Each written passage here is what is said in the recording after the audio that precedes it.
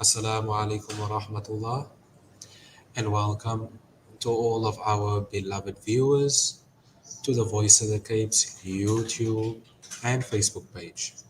My name is Amir Adams, and it gives me great honor and privilege to be interacting with all of you, our beloved viewers, as we continue our Matric revision sessions for this year 2024. Today, we have none other than our esteemed facilitator, who is none other than Imam Natheer Hendricks from Supreme Scholar, the head of Supreme Scholar, who will be facilitating and conducting today's session, which pertains to the content for mathematics, paper 1.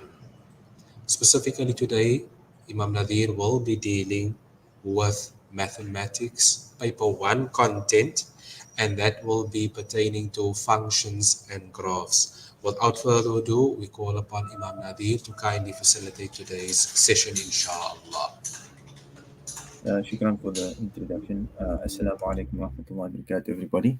It's been a couple of lessons since I engaged with everybody on this platform.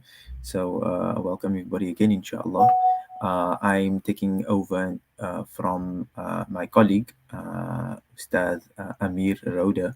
We're going to be continuing, inshallah, from where he left off. So, today, inshallah, we're going to be dealing with functions and graphs. In the previous lesson with Amir Rauda, you guys have dealt with number patterns, and he went through some examples of quadratic patterns, the formulas, the examples, etc. And then he done an introduction to functions, and he broke down some of uh, the the qualities and the parts of parabola function and graph. Today, inshallah, we're going to be focusing on functions and graphs, and we're going to be looking at the first thing we're going to be looking at as a reminder is the section specifically, which is functions and graphs, and what how important it is for the final exams in terms of weighting, in terms of how much marks is actually available in this section, right? And then we're going to be looking at some recapping on functions and graphs, some basic principles. They say that a lot of the complex problems and the reasons why people make mistakes with complex problems is because of misunderstandings with simple, basic, foundational things. So we're going to be just doing a quick recap on what the function is. Just a quick recap on what the function is, something that you guys have done in grade 9, probably forgot about already, or earlier grades, grade 8. We're going to look at what a function is, or what is a function. We're going to look at how functions relate to graphs, very simple basis. And then we're going to look at types of functions and graphs that you are expected to know for the final exam. Just some examples of that. And then we're going to look at, we're going to do an exam question. We're going to walk through and see how much of a specific exam question from the 2020 past paper we're going to work through the function question on that. And that should conclude our session for today. So let's get into it, inshallah. So what is the weighting of the function section in the exam? As was mentioned in my session when we spoke about algebra, there's about 25 marks or so out of paper 1 that relates to algebra, but algebra actually is almost in every single question. So you have a specific section focusing on algebra, and then you have you have algebra in almost every question, right? It's somewhat similar to functions, not exactly the same. You don't see functions in every section, but you do find, so there's a section in the question paper that's dedicated to functions and graphs, right? And as you can see over here, that section is one of the has the highest amount of marks for that specific section, which is 35 marks out of 150. So you can calculate what that is in terms of percentage, right? But it's almost 30%, right? A little bit less, right? A little bit less, between 25-30%, right? So 35 marks out of 150 is dedicated there's questions that's specifically dealing with functions and graphs. But like algebra, there are also other sections that use some principles that you learn in functions and graphs, and that is calculus, for example. So in calculus, you deal with some principles that you learn in functions and graphs, right? So not all of the marks are there that are in differential calculus is from functions and graphs, but a considerable amount of fundamental principle things that you learn in the section of functions and graphs also come up in differential calculus, although it's not the focus there, rather, obviously. So there's quite a bit of marks that you can get if you really know your functions and graph section, right? Also in paper 2, we find in statistics and regression, in the scatter plot, for example, there's some application of functions and graphs in there. And then in trigonometry, there's some, especially in the trigonometric equations and the graphing of the sine, cos, and tan functions. Those are just functions, by the way, if people didn't realize. Those are just functions, sine, cos, and tan. That's also, there's quite a bit of that in trigonometry. So functions is a very important section, right? There's, even though there's only one section dedicated to functions and graphs, there is a lot of marks scattered over different places where you apply functions and the principles and the things that you learn in the function section, that's scattered over both paper 1 and paper 2. So it's a very important section. It's a massive section to sort of, it's a very important section to master, and it counts for a lot in the final exam, both paper 1 and paper 2. Okay, the principles. So we're going to be looking more closely at specific questions dealing with functions and graphs, but the principles obviously apply to wherever you have to apply functions and graphs in the different sections. So that's the weighting, right? And so let's move into some recapping. Okay, so we're going to ask the question now that we asked earlier: what is a function? What is a function? And I'm going to use a very simple analogy to explain. And you might have learned this in the previous grades, but it's very important, in a bit of a recap, just to understand very clearly what a function is. So you guys, I hope you guys are eating healthy, because that's very important for functioning, right?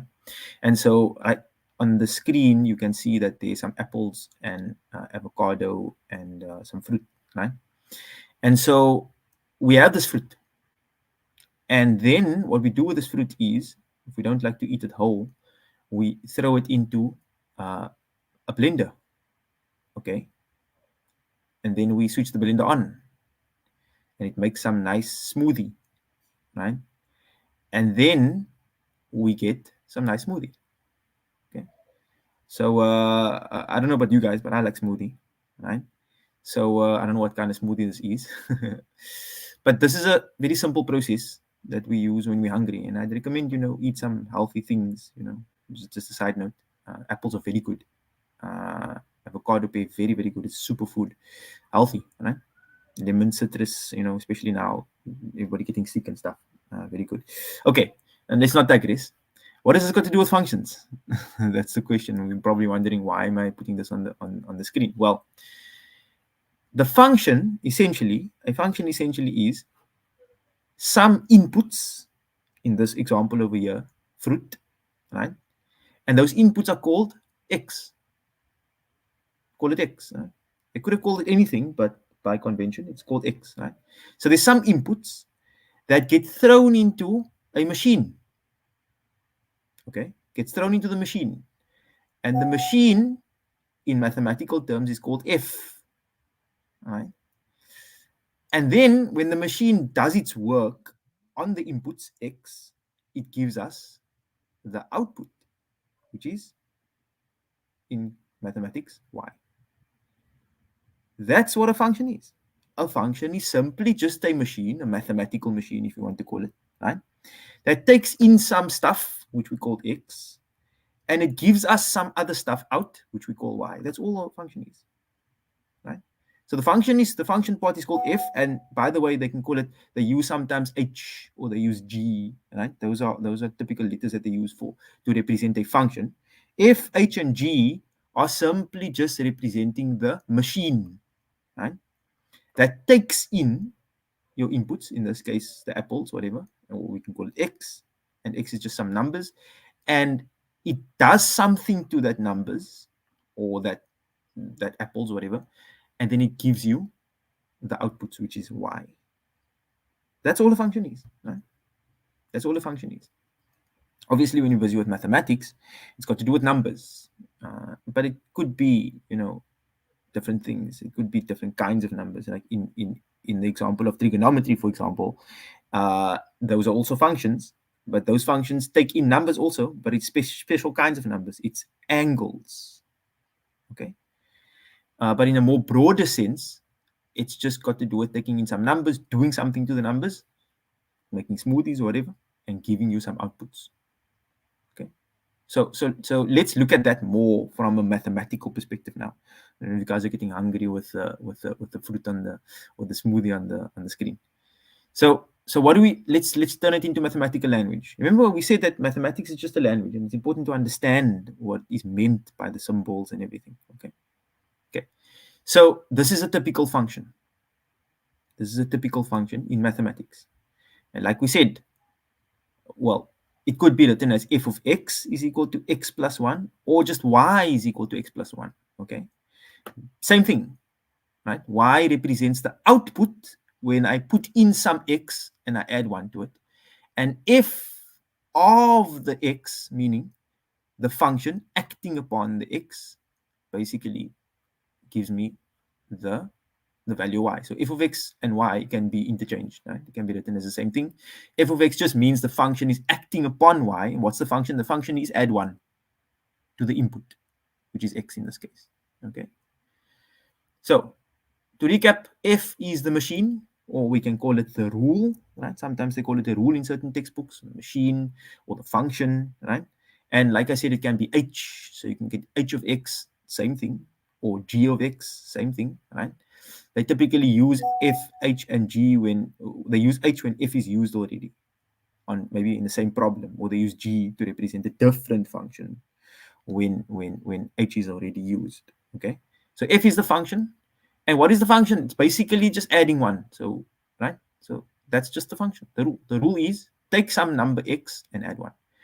What is x? X is simply just the input, as we mentioned earlier with the with the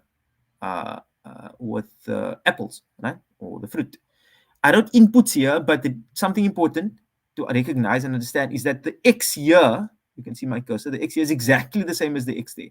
So I could have put an a here, for example. I could have put a here, then a will go there. If I put a b here, then b will go here. If I put apples here, then apples will go there. If I put bananas here, then bananas will go there. You get the point.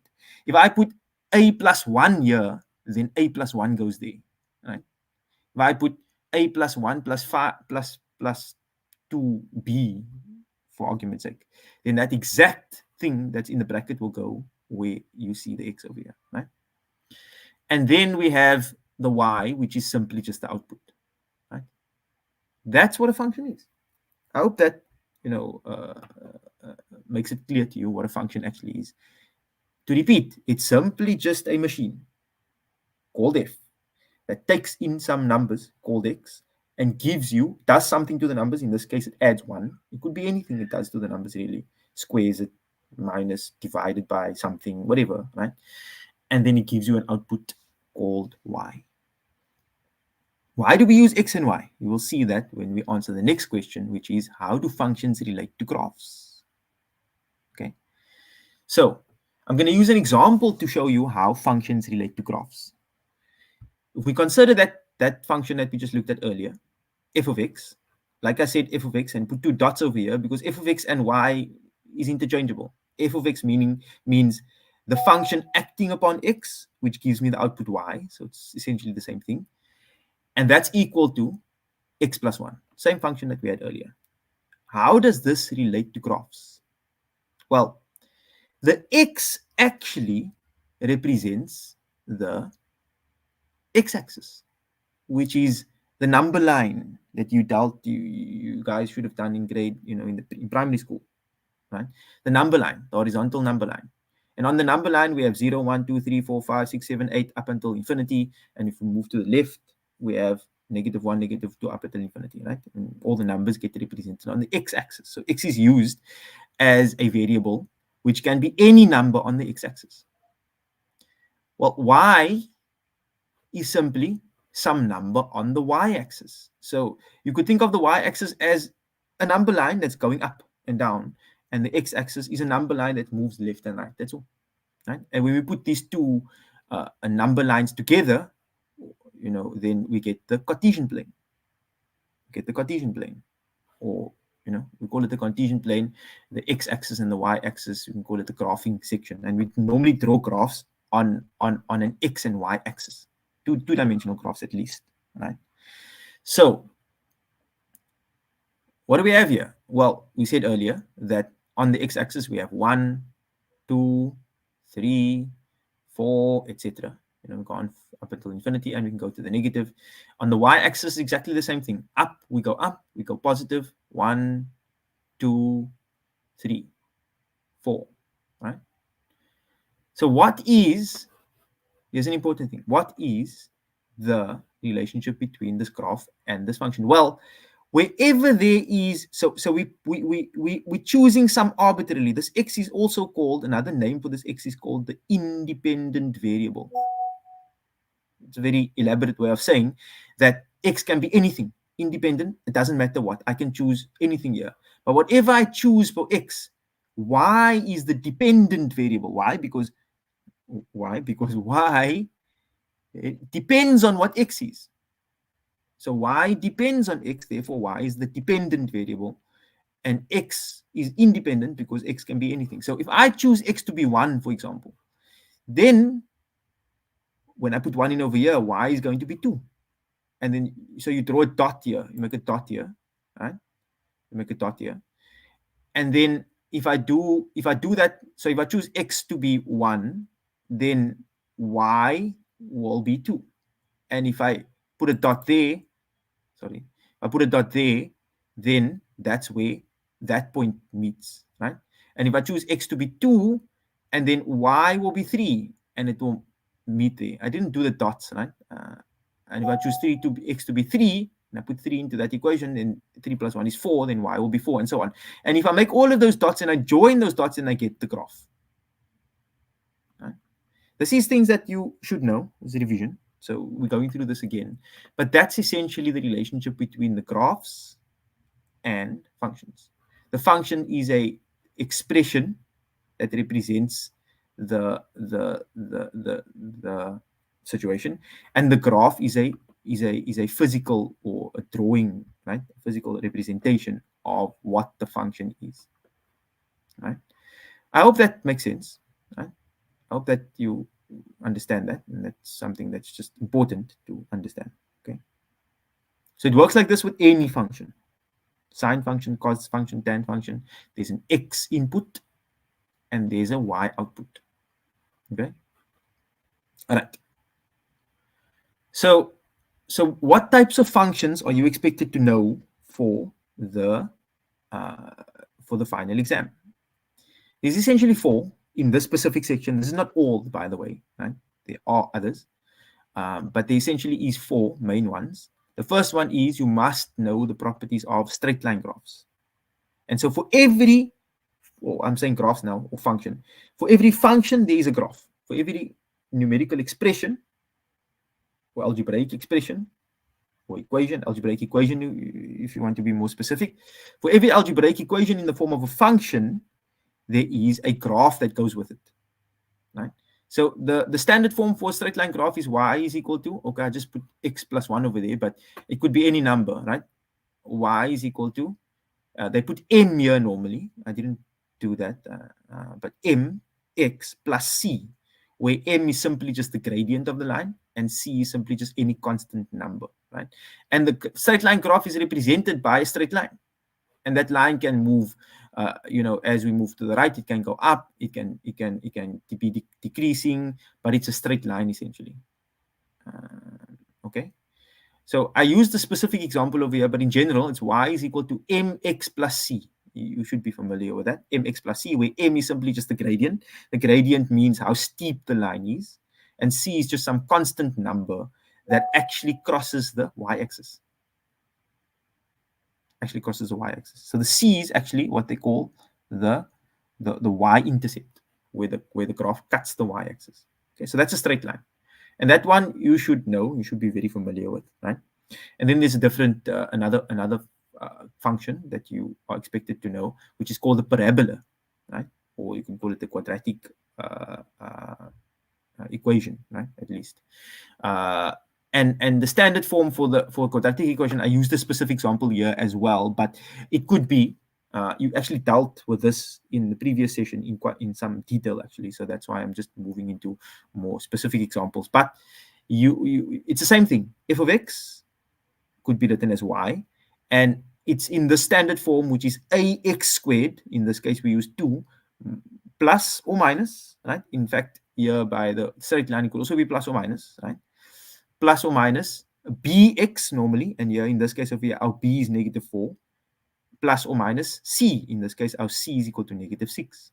Okay, ax squared plus bx plus c. That's one standard version of the parabola or the quadratic equation. And the graph is some kind of curve. Okay, so it's generally some kind of curve, which looks like that in this case over here.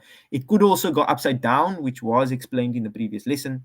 So I'm not going to explain that again. You can go back to the previous lesson with Amir Roda, and you can actually go and get the explanation of the different versions of the parabola graph. But essentially, it's ax squared plus bx plus c, and there's ways to sort of calculate those things. Okay, so that's the parabola, straight line and parabola. And then we have the third kind of graph, which we're going to unpack today, actually, which is called the hyperbola or the hyperbolic function or graph, right? And that the standard form is this actually: y or f of x or h of x or g of x is equal to some number a. A just represents some number, some constant number, over x plus p. So x is your value on the x-axis, right? Your variable. P is some constant number, which we're going to talk about, and q is some constant number, which we're going to talk about. Okay. Q is very similar in this context to the C in the straight line, y is equal to mx plus c. And there's reasons for that. Q will basically be your y-intercept, right? But we're going to talk about P and Q, right? Normally, this form, this is the standard form of this equation that I took from one of the exam papers. But it's better actually, and I prefer to actually have this formula written as a over x minus p plus q. And I'll explain to you why I do prefer that version when we get to a question. We are going to deal with a question on hyperbola and hyperbolic functions, right? How does this graph look? Well, this graph, because there's division involved. With the previous graphs, there wasn't really division involved, right?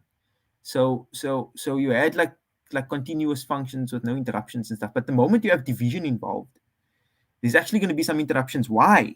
Because when you're dividing by something, there's now limitations. You can't divide by 0, for example. So now you're going to see some weird whack things happening now with the graph, simply because there's division involved. Okay. So how does this graph look? This graph has actually got what we call asymptotes. And an asymptote is simply a point somewhere on the Cartesian plane where the graph does not touch, right? And so P and Q essentially is your asymptotes, right? This is an example of a hyperbolic function. And that dotted line over there is actually an asymptote. And as you can see, the graph moves closer to the asymptote but does not touch it. In this specific example, the asymptote, there's always asymptotes when it comes to hyperbolic functions, okay?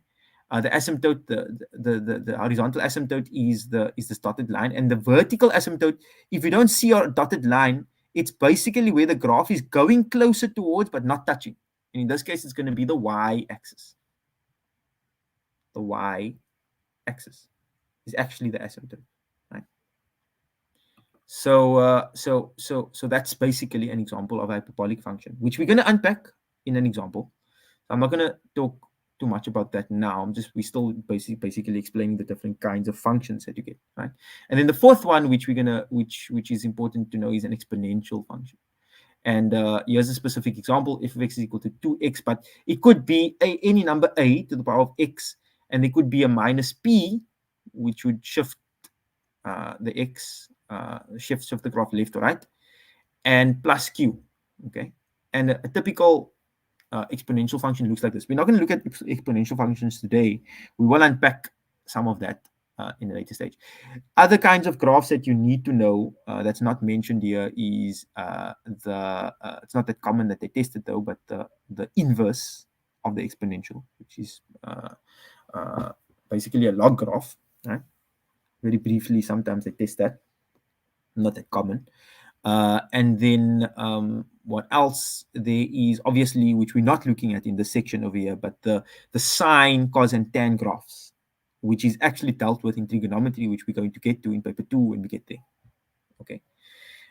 Those are not mentioned here, so I'm just mentioning that because this is not an exhaustive list, but these are the main sort of functions and graphs that you need to have detailed knowledge of, specifically for the functions and graphs section in paper 1. Okay. Okay, and inverses, as I mentioned. Okay. Okay. So let's get through an exam question. So we can have a look at this question over here. This is a question from paper 1. I think it's 2020. Okay. So question 4.1. Typically, question 4, question 5, question 6, typically around there. It varies from, but those questions generally are function questions or graph questions. Okay. Okay, so let's get into this question. They give us a function over here. They're calling it h. Like I mentioned earlier, it can be f, it can be h, it can be g. Okay. And then remember, h is simply just a rule or a machine. Think about the smoothie maker, right? H is going to be taking in some input x. What's the rule? So how do I read this in English? Well, this is saying h is a function that you must take this h of x, right? That you take -3 and you divide it by that x minus 1 and you add 2. So x can be any number, whatever number I put in over there. I must take -3 divided by that number minus 1 plus 2. That's what this function is actually asking in English, right? Or asking, but I mean, that's what the function is saying, right? So that's a function. They give us that function, and so we need to, what I would recommend that you do is, before you start answering questions, just look at the function and try to pull some details out of that already. What kind of function is this? That's the first question that you should ask yourself. If you know what kind of function you're dealing with, then you basically can pull properties. So what kind of function is this? And this is, if you recognize the pattern, f of x is equal to a over x minus p plus q. That's a hyperbolic function.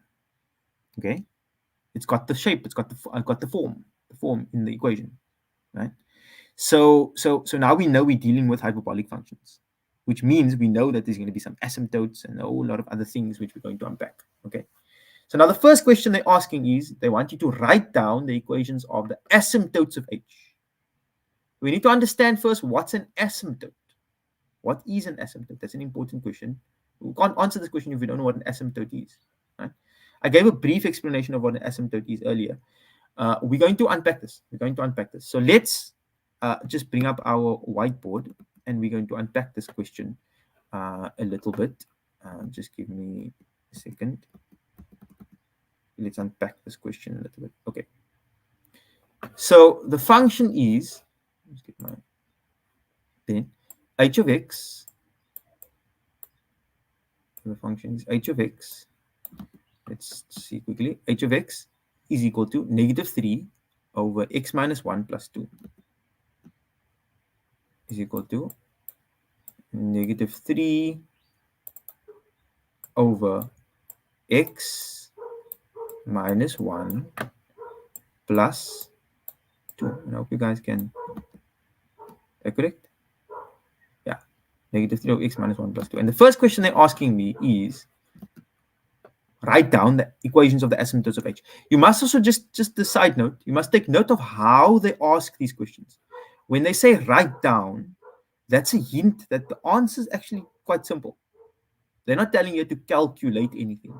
If you know what an asymptote is and you know how to read the asymptote from the graph, which we're going to do now, right? Then you can simply just write down because the answer is staring you in the face actually. Okay. So what are the asymptotes? What are asymptotes? As we explained, if we just draw a simple graph, uh, just give me a second. Okay. I think this is a bit light.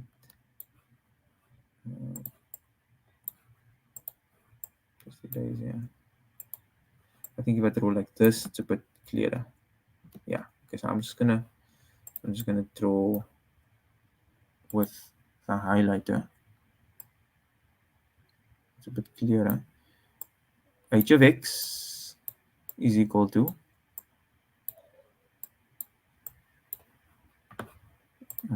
oh yes, I can actually do this. Okay, that's going to be nicer. 3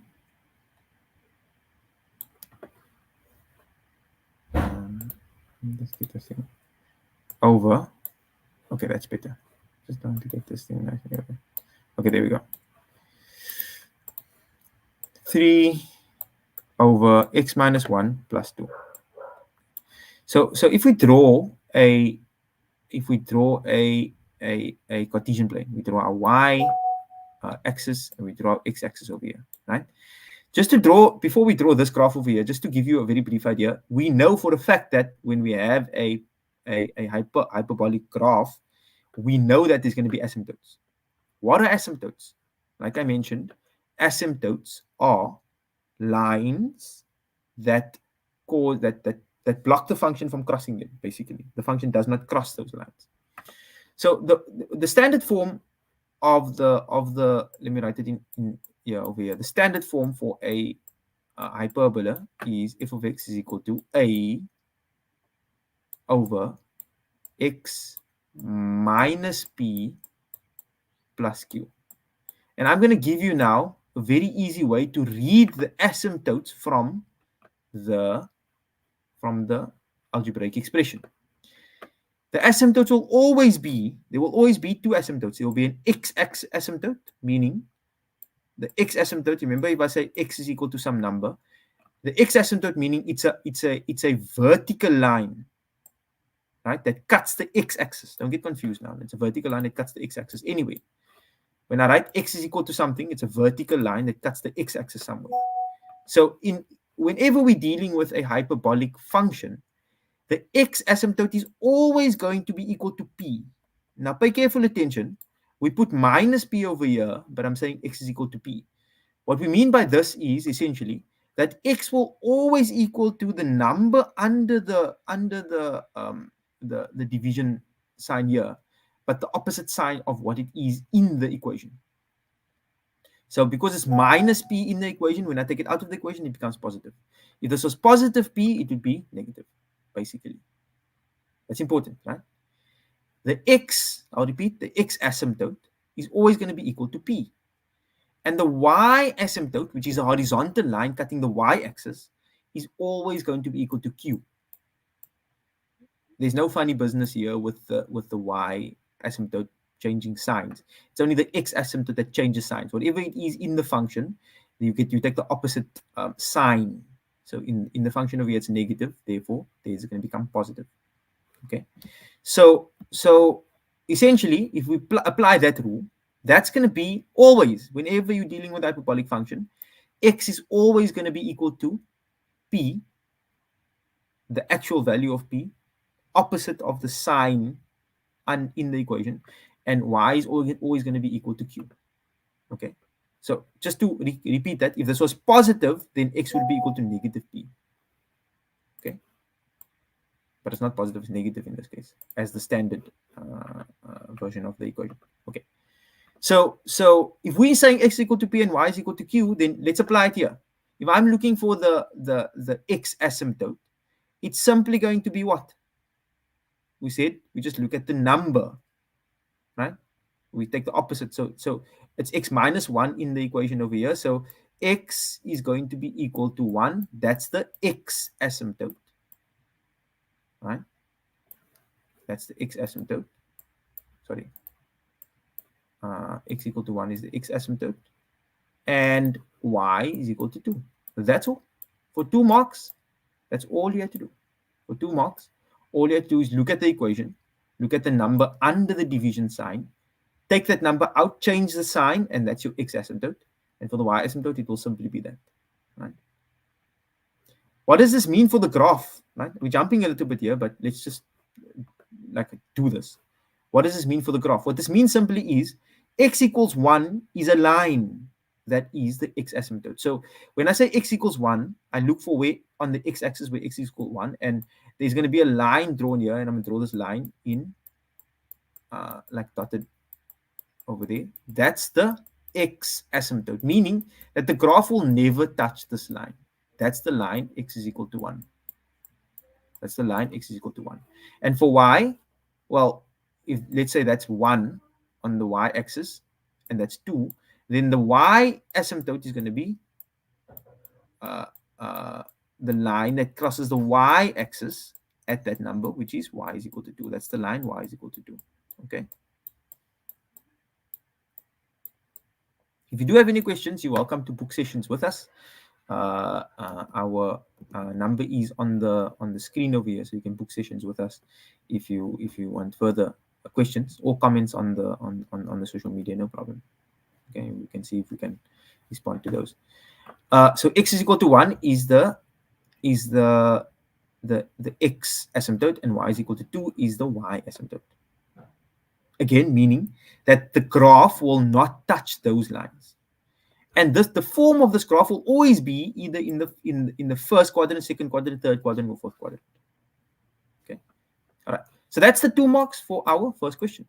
If we go back to our question, we see that the first question was write down the equations of the asymptotes of h. They're asking for equations of the asymptotes of h. So when they ask for equations, it must be something equal to something. In this case, x is equal to something and y is equal to something. And then we have our answer. X is equal to 1 and y is equal to 2. Simply reading it from the function itself. Okay. So that's 4.1.1, 2 marks in the bag. Okay, let's move on to the next question. Now they're asking, determine the equation of the axis of symmetry of h that has a negative gradient. Okay, so this question needs to be unpacked a bit. What is an axis of symmetry? What is an axis of symmetry? Let's put that question there. What? This is a bit weird. Just see. Just finish this.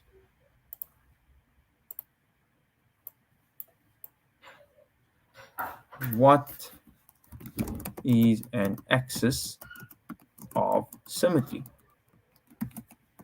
It's an important question. Axis of symmetry spelled with 2 M's. No? This is not an English lesson, but yeah, let's get that stuff right. Okay, what is an axis of symmetry? Okay, an axis of symmetry, there's a literal definition for what that actually is, and then there's a technical definition in the specific context. Okay, axis of symmetry is simply just like a pole around which something will spin around and it will have complete equilibrium, right? So you can, I don't know if you played those games with those balls. You can have a pole and something just goes around it all the time, doesn't change distance or anything, it just spins. If it's dead center, then it's axis of symmetry. What's on the left and what's on the right is equal, right? In this case over here, an axis of symmetry, so that's a literal definition of an axis of symmetry. For graphs, it is simply a line that cuts exactly through the middle of the graph. Right? It's a line that cuts exactly through the middle of the graph. So obviously, if we actually had our graph drawn, we could draw that line. What's the exact dead center of the graph? Where if I cut through that center, what I have on the left and what I have on the right, or what I have on top or what I have at the bottom is exactly the same. Right? That's an axis of symmetry. Okay. What does it mean in this case over here? We know that our graph, and maybe for the sake of the question, we could actually try to figure out where exactly our function is going to be. So I'll tell you. I'll help you out with this over here, right? our function's either going to be year or year and year, or year and year. Not both, no, by the way. It can either only be in the first quadrant and the fourth quadrant, or in the second quadrant and the third quadrant. How do we know when it's in the first quadrant, when it's in whichever quadrant? If I know one, then I can find the other one. So the hint actually is to look at the sign. Yeah, when I say sign, I mean SIGN, positive or negative, of the A value. If the sign of the A value is positive, listen carefully, if the sign of the A value is positive, then it's going to be in the second quadrant and the third quadrant. I'll repeat that. If the sign of the A value is positive, then it's going to be in the second quadrant and the third quadrant. If the sign is negative, it's going to be in the first quadrant and the fourth quadrant. That's for the value of A. The value of A, if the sign is in the first, if the sign is positive, it will be in the second quadrant and third quadrant. Write this down as notes. And if the sign of A is negative, it's going to be in the first quadrant and the fourth quadrant. Okay. Looking at our example over here, we can see that A is 3 and the sign of A is negative, which means that our graph is actually going to be like this and like this. Right? I'm not drawing this thing 100%. I didn't give you values here of the where the graph cuts the y-axis and the x-axis yet. We're just drawing it very roughly.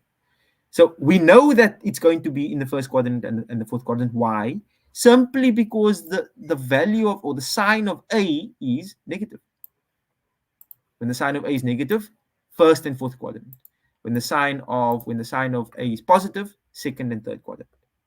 Okay. So in this case, we're busy with a negative 3. So we know that the graph's going to be in the first quadrant and the fourth quadrant. The reason why I'm drawing that is just to make this axis of symmetry question a little bit easy, right? But there's a standard way that you apply axis of symmetry. So if our graph is here in the first quadrant and fourth quadrant, then essentially we can cut this graph in half in 2 ways. We can cut this graph in half in 2 ways, and I'm going to try to just change the color over here so that you can let's use red. I can cut the graph in half like this, or I can cut the graph in half. Let's do blue like this. Sorry, that's not very symmetrical. My graph is not drawn to scale, so I'm just drawing very roughly over here. But those are 2 ways that I can cut the graph in half. And both those lines are what we call axes of symmetry for this specific problem. Why? Because by cutting this thing like this, I have exactly the same on top like I have at the bottom. Same here with the red line. I have exactly the same, like a mirror image of what I have on top at the bottom. So around that's those 2 lines are central lines that cut the graph symmetrically. It's another way of understanding it. Okay. So that's what we mean by axis of symmetry. The question they're asking us is, what are the equations of the axis of symmetry? Determine the equation of the axis of symmetry of H that has a negative gradient. Okay. So here's some notes now that you need to take. Whenever they ask you for the axis of symmetry of a hyperbola or hyperbolic graph or function, you can close your eyes. This is like, you need to study this and know this. The moment you see axis of symmetry when you're dealing with a hyperbola or hyperbolic function, then there's only 2 options. Y, the equation, you can see it's a straight line, right? And we know that the formula for a straight line is y is equal to mx plus c. Mx plus c. There's only 2 options. Y is equal to mx plus c for the red one. Or I should probably, let me do the lines nicely over here. For the red one, it will be y is equal to, let me just get my red here. Y is equal to mx plus c. We're going to unpack the values now, right? That's a straight line with the equation y is equal to mx plus c. Or we can say or and for the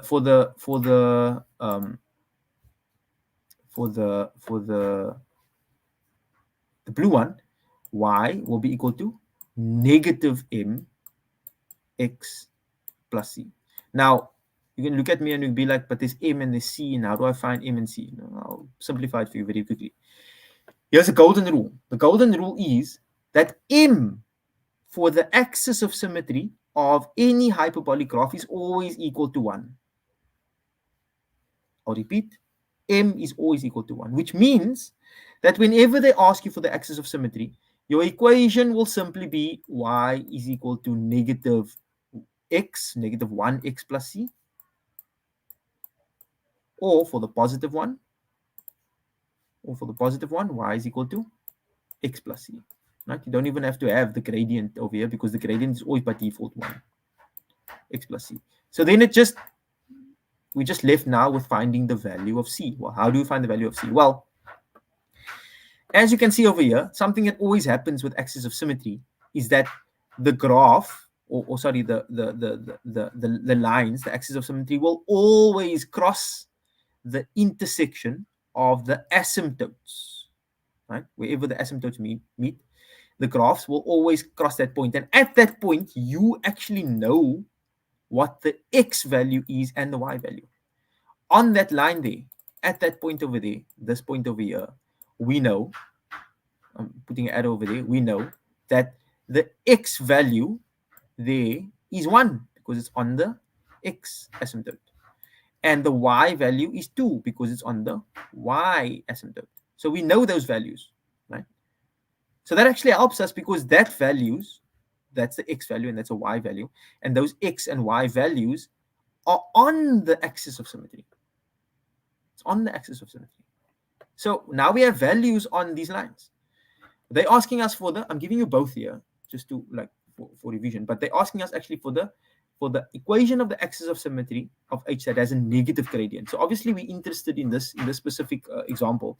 We are actually interested in this equation over here. Sometimes though they can ask you to give both equations, right? Sometimes they can ask you to give both equations. Let's move this a little bit up. So what's the answer then? You can probably finish it for me now, right? I'll do both. You can probably finish it yourself, but I'll do both. I now want to find out what's the equation, and when I need to give an equation, I need to get a value for c at least. I've got a value for m. M is by default always 1. Okay. So what is it going to be? So now we're going to do some calculations. We're going to say, okay, c. Well, I don't know c, but I know x and y. I can take that x and y for this equation over here, and I can do some calculation. 2, which is the y value, I'm replacing the y value with 2, is going to be equal to 1 plus c. Therefore, if I take the 1 over, we're going to have that c is equal to 1. I'm jumping the algebra over here, assuming that you understand what I did over here. What I simply did over here is I simply just moved the 1 over, right? And then it became 2 minus 1, and c is just equal to 1. So then this over here, the red equation, they have got a value for c, and therefore the red equation is going to be y is equal to x plus 1, right? But I'm not looking for that one though. They didn't ask me for this one. They asked me for the let's remind us, they asked to determine the equation of the axis of symmetry of H that has a negative gradient. So this is a positive gradient, so we're not actually interested in that one. I'm just doing it for the sake of example over here. If I look at y is equal to negative x plus c, I'm doing the exact same thing. I'm going to put 2. Let's do blue over here. I'm going to put 2 in. Sorry, that's purple. I'm going to put 2 in. So 2, which is y, is equal to negative 1 plus c. And when I take the negative 1 over, I get positive 1, which is 2 plus 1, which is going to be 3, is equal to c. And so the final answer for this question actually is, just do it here, therefore y will be equal to, you can finish it for me, negative x, remember, negative x plus 3. And that is your final answer. That's the equation of the axis of symmetry of the axis of symmetry of the hyperbolic graph with a negative gradient. Okay, so that's the answer for 4.1.2. That's 2 marks. Where do you get your 2 marks from? You get your 2 marks from, I gave a very long explanation over here just to make sure that you understand the details, but you get your 2 marks from number 1, substituting the correct values in, and number 2, actually giving the final answer in the correct form.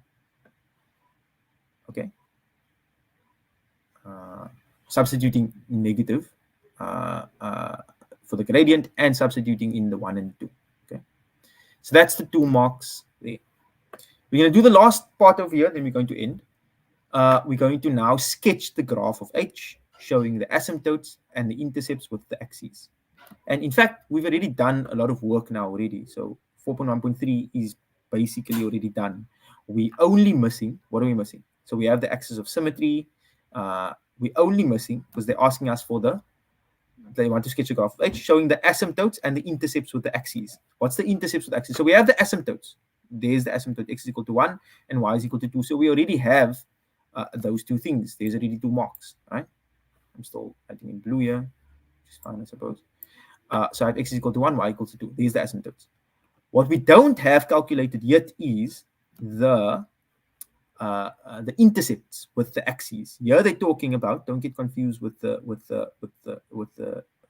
language here. The intercept is where the graph cuts the x and y axis. So that's going to be this point over here, which we haven't calculated, and this point over here, which we haven't calculated. Right? We haven't calculated that, those 2 points over there. So let me just remove the axis of symmetry lines just to keep our graph a little bit cleaner. Okay, so we're looking for that values. So this is the last thing we're going to do, and then we're going to end, inshallah. We're looking for that value. When I say I'm looking for that value, I mean I'm looking for an x coordinate and a y coordinate there, and I'm looking for x coordinate and a y coordinate there. And the way you find this is actually exactly the same way that you will find the x and y coordinate or the intercepts for any graph really, right? Let's just, I don't want to move away from this. We have all the stuff over here. I'm just gonna remove this. I hope you guys have the answers over there. Let's just get some space here. I don't want to move away from this section and have to redraw the graph again. Okay, so we have, so what are we going to do here? So let's just unpack this quickly. So we're looking for the sketch of the graph showing the asymptotes and the intercepts with axes. We've got the asymptotes. We're looking for the intercepts. We're looking for that. What are we looking for? A x and a y coordinate here. And maybe I should use a different color for this over here. We're looking for x and a y coordinate here. Okay. So how do we do that? Well, this is an x-axis. So the way we do this is, there's a couple of ways we can do this. The way we do this is we look at the equation and we say, okay, remember the equation is, just take this thing away here.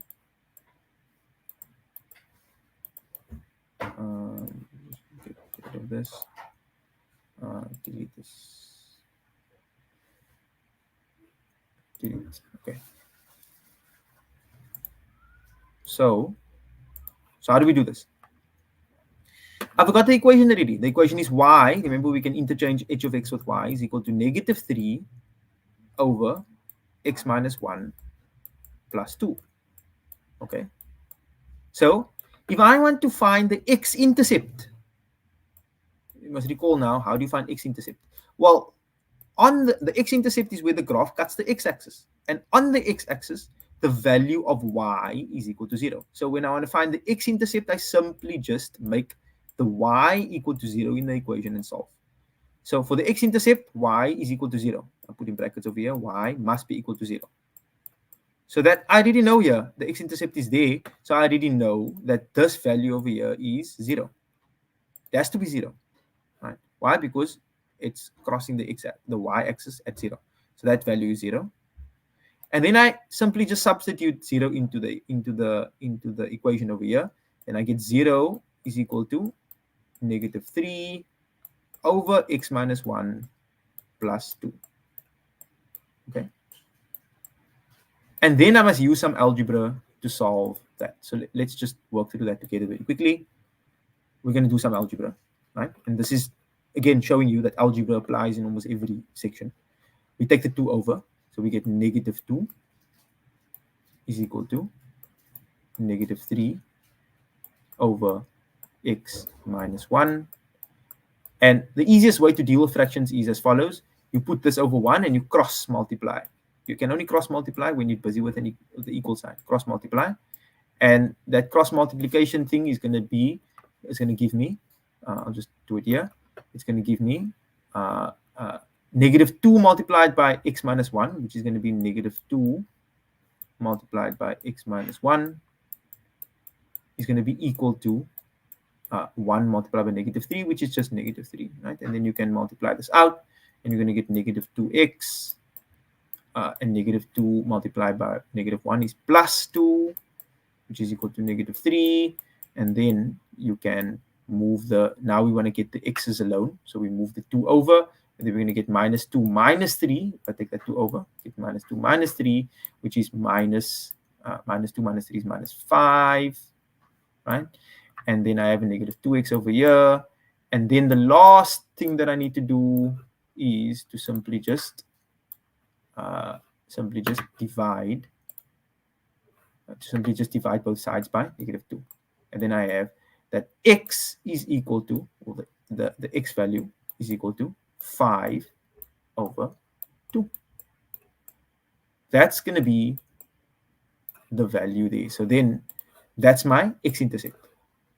That's my x-intercept, okay? 5 over 2. And you get a mark for that. Remember, this question is worth 4 marks, if you remember. 4 marks. Your 2 marks is going to be for your asymptotes. 1 mark there, 1 mark there, 3rd mark there for getting the coordinates of the x-intercept. And then for the y-intercept, what do? We make x equal to 0, and this one is a little bit easier. Let's maybe do it in blue. This one is a little bit easier. For the y-intercept, let me just get blue over here. Y-intercept, we simply just make x equal to 0, because on the y-axis, or the axis, the x coordinate is always going to be 0, right? So we have, for the y-intercept, we have x is equal to 0, and then we substitute into the original equation, and then we're going to have y is equal to negative 3 over 0 minus 1, which is simply just minus 1 plus 2, right? Because we didn't see that, this is 0 here, obviously, but that's really not necessary to write. That's what we're substituting in. And then we have our answer, which is negative 3 divided by negative 1, which is positive 3 plus 2, which is 5. So what does that mean? What that means is that the coordinates over here is going to be, for x, we have 0 as the x coordinate, and 5 as the y coordinate. And that makes sense if you think about it. And so that's our sketch. That's our sketch. The sketch of the graph of h. We showed the asymptotes and the intercepts with the axes. That's it. 4 marks. That question over there, dear students, is 4, 5, 6, 7, 8 questions, 8 marks. Okay.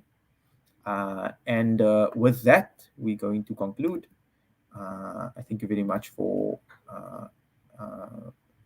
tuning in, and I hope that this was a very beneficial session for you.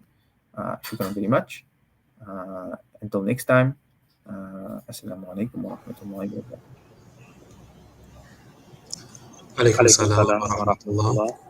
We say shukran, jazakallah khair, terima kasih, thank you to our esteemed facilitator and other Imam Natheer Hendricks, who so beautifully facilitated today's session, and that is pertaining to the content for today's revision session, and that is, of course, Mathematics Paper 1. We hope that all of you, the beloved viewers on Voice of the Cape's YouTube and Facebook page, have benefited from this discourse greatly. And as reminders, always we encourage you, the beloved viewers of the Voice of the Cape's Facebook page and YouTube page, to please share forward this link with all the particulates in the community who are preparing now currently for the trial examinations as for the NSC examinations, inshallah. Of course, make dua and pray for all of our matriculants who are writing, that Allah Almighty must grant them success as they prepare for the matric examinations. And there will be more sessions coming on, inshallah.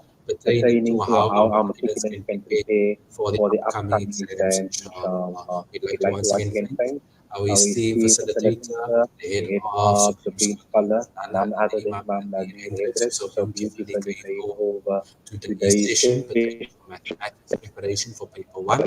And of course, we indicate that from outside from Voice of the Cape, this is the Voice of the Cape's Matric annual revision series that is this year being sponsored by the Two Oceans Graduate Institute. And for more information, you may go on to their website to find out more information as to how you may further your studies in becoming a primary school or a high school teacher, inshallah. From our side, we'd like to say shukran and thank you very much to everyone for tuning in. And up until our next session, we wish you everything of the very best. Wassalamu alaikum wa rahmatullah. Alaikum salam wa rahmatullahi wa barakatuh.